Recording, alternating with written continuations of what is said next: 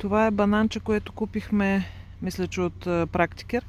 Не му знаем как се казва сорта, но виждаме, че вече е време за подрязване. Ще го отрежем от ниско, защото той е малък и без друго банана. Като мислим да оставим издънките така, да не ги отрязваме издънките. Вижте, той си беше с тези издънки. Мислим да не ги режем, а да го завием. Ще ви покажем как. Мулчирахме с листата от киви и отгоре ще засипем с пръст.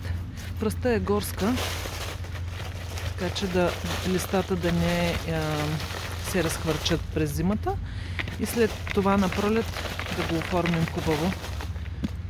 Надяваме се всичко да е наред. Пропуснах да кажа, че датата е 20 декември, точно на Игнажден.